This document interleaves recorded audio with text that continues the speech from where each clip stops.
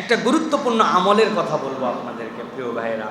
সেটি হচ্ছে, অনেক হাজী সাহেবরা হজের উদ্দেশ্যে রওনা হয়ে গেছেন, অনেকে চলে যাবেন, কিন্তু সকলে যেতে পারে না। কিন্তু এমন একটা আমল আছে, যেই আমলটা করলে হাজী সাহেবরা হজের সফরে যে সওয়াব পান, আল্লাহ রাব্বুল আলামিন ওই আমলের দ্বারা যারা নিজ এলাকায় থাকে ওই এলাকাবাসীকেও আল্লাহ রাব্বুল আলামিন হাজীদের মতো সওয়াব দান করেন।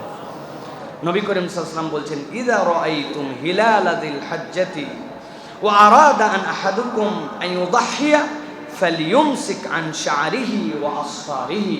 নবীজি সাল্লাল্লাহু আলাইহি ওয়াসাল্লাম বলছেন, যখন তোমরা কেউ জিলহজের চাঁদ দেখে ফেলো, ওয়া আরাদা আহাদুকুম আন ইউদাহহিয়া, আর নিয়ত করো যে আল্লাহ আমাকে তৌফিক দিয়েছেন, আমি কুরবানি করব।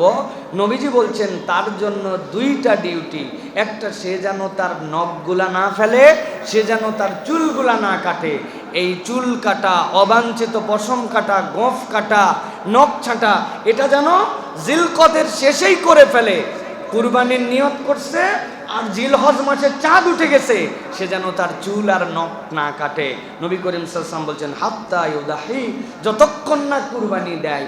এই আমলটা যদি কেউ করে, হাজীদের অনুরূপ আমলের সওয়াব সে পেয়ে যাবে। সুবহানাল্লাহ।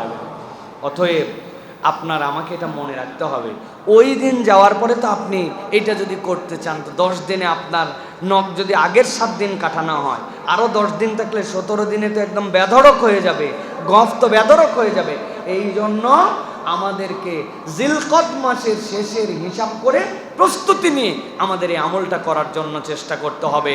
অন্যকে জানায় দিবেন যে এই যে জিলকদ শেষের দিকে কিন্তু আগামীকালকে চাঁদ উঠে যেতে পারে, পরশুদিন চাঁদ উঠে যেতে পারে, আপনারা এই আমলটা করার জন্য চেষ্টা করেন। ছেলে মেয়ে যারাই কুরবানি করবে তারা যদি আমল করে, হাজীদের অনুরূপ একটা আমল তার আমল নামায় যুক্ত হবে।